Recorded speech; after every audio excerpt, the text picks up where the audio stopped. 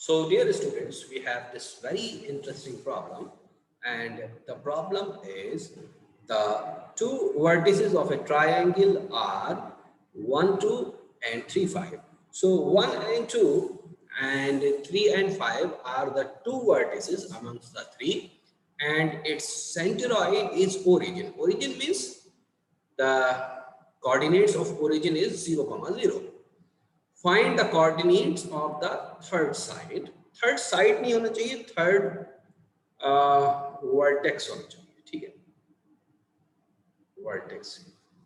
ठीक है, तो हमें थर्ड साइड के वर्टेक्स निकालने हैं. प्रॉब्लम का थोड़ा सा समराइज कर लेते हैं. Suppose this is a triangle. Okay, ये एक ट्राइंगल है. सपोज ये ए है, ये बी है और ये सी है. हम एज्यूम ये कर लेते हैं कि हमको बी और सी के कोऑर्डिनेट्स दिए हुए हैं. तो सपोज बी के जो कोऑर्डिनेट हैं वो 1, 2 है एंड सी के जो कोऑर्डिनेट हैं वो 3, 5 है सपोज. और एक्स के जो कोऑर्डिनेट, ए के जो कोऑर्डिनेट हैं वो एक्स वाई है. तो हमको एक्स और वाई इन दोनों की वैल्यूज ही बतानी है. ठीक है, this is that we have to calculate. Now another thing which is given to you that the position of centroid or the coordinates of centroids are given. तो centroid को हम बना लेते हैं. सपोज centroid यहाँ पर है, इस जगह पर है, या इसको थोड़ा और ऊपर करके यहाँ पे, ये सपोज यहाँ पर दिस इज पॉइंट G और centroid, और इसके जो कोऑर्डिनेट्स हैं वो गिवन है 0, 0. क्योंकि हमने centroid बना लिया तो वर्टिसेस के हमने आपके जो कोऑर्डिनेट्स हैं वो भी लिख दिए, बी के और सी के. तो अब हम एक इसमें से एक मीडियन बना लेते हैं जिसके जरिए हम ए की वैल्यू निकालेंगे. तो ए से चलता हुआ एक मीडियन जो कि बेसिकली जी से पास होना है, ए से चलकर और जी से पास होकर और कहाँ पे पहुंचेगा, वो बी सी पे कट करेगा. और BC पे ये जो कट करने वाला जो निशान होगा, इसको अगर हम बोल दें D, तो BD will be equal to DC, क्योंकि D will be the mid point of BC. बात समझ में आती है क्या? अब सवाल ये है कि हम XY तक कैसे पहुंचेंगे.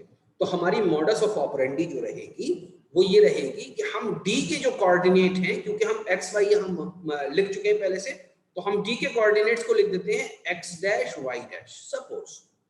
तो सबसे पहले हम D के कोऑर्डिनेट्स सेक्शन फार्मूला के जरिए पता कर लें, फिर G की वो प्रॉपर्टी का इस्तेमाल करें, उस प्रॉपर्टी का यूज करें जो हमको ये बताती है कि G पॉइंट मीडियन को 1:2 के रेशियो में डिवाइड करता है.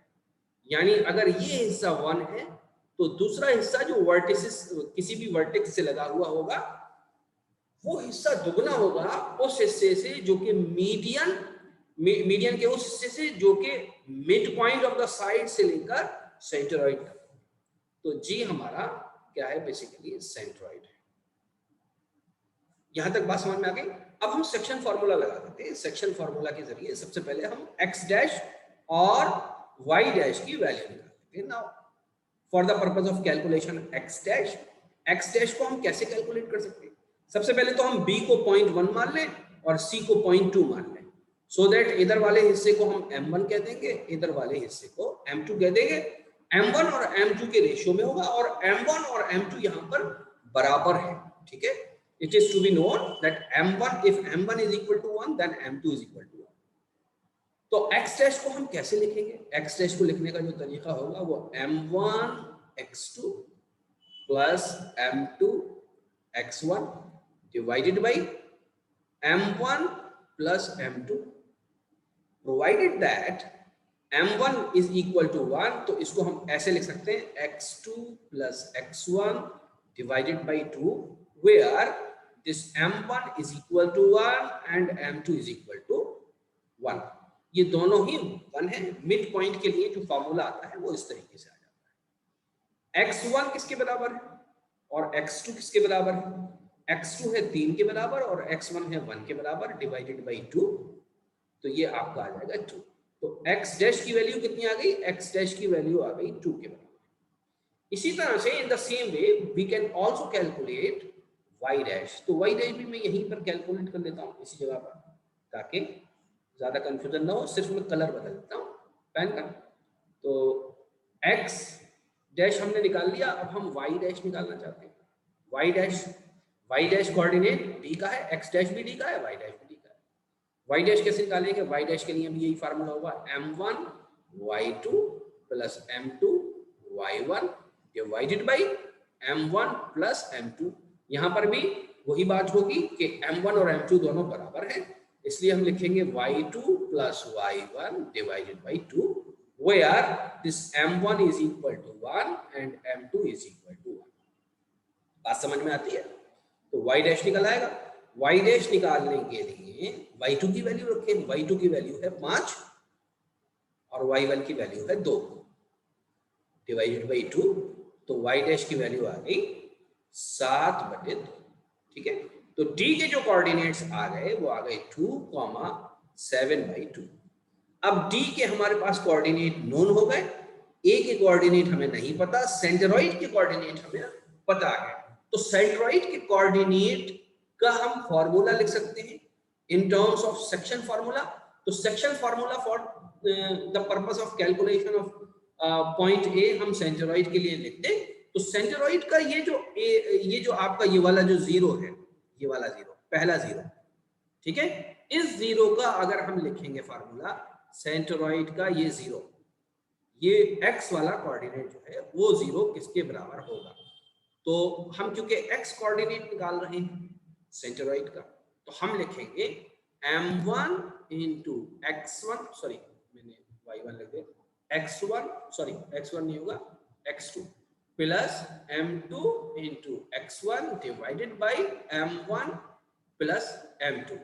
ठीक है, अब सबसे पहले हम पॉइंट तय कर लेते हैं। सपोज a को हम फर्स्ट पॉइंट मान ले रहे हैं और d को हम सेकंड पॉइंट मान ले रहे हैं, तो ये बेसिकली x1 हो जाएगा, ये आपका y1 हो जाएगा, ये x2 हो जाएगा, ये y2 हो जाएगा।